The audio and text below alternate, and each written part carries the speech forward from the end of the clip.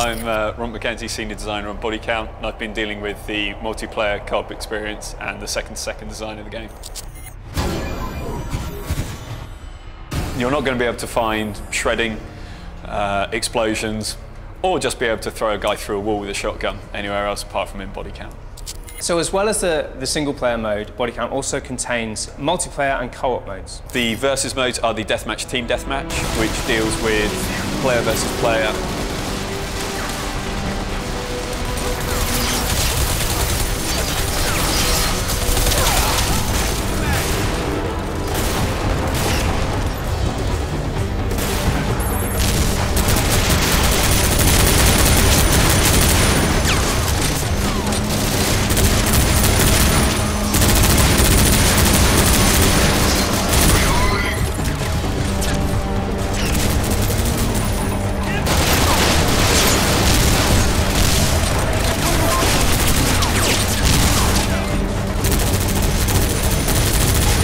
The co-op is a siege mode with you and a buddy taking on wave upon wave of enemies.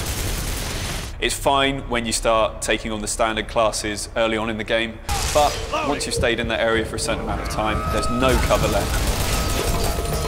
Changing mag.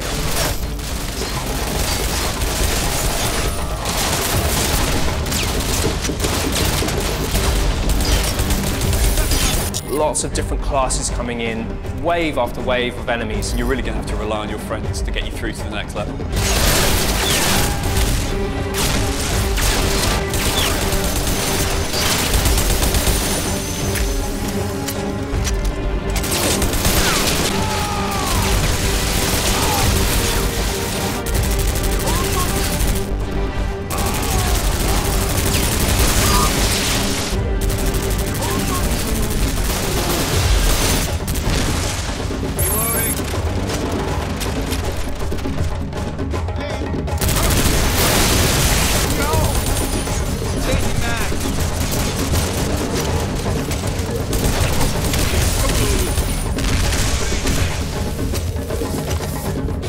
We've managed to maintain the level of shredding across both single player and multiplayer and co-op.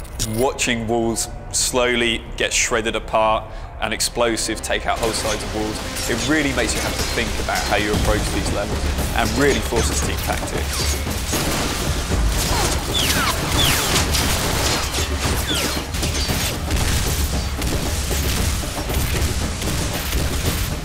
What we've done is we've allowed people to, when they've taken down an enemy, they can collect intel from that enemy. Using that intel, they can just fire off little perks which will help them turn the tide of battle. And this is really kind of, you get out of jail free card for the game. So if you find yourself getting the jump on a load of people, then why not trigger explosive bullets and just let it fly on them? It's going to send them flying.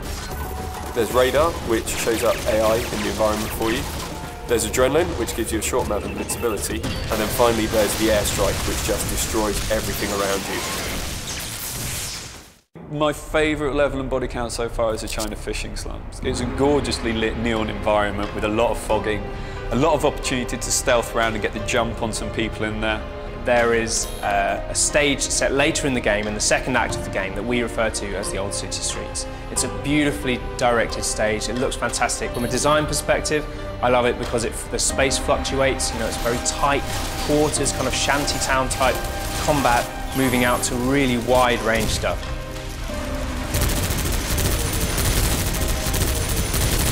We say in the office that realism is just a springboard for Bodycount. And when you look at the exaggerated physics and the huge explosions, really, we think that's the best way to be. It's more about taking cues from reality and then mucking about with the rules when we can.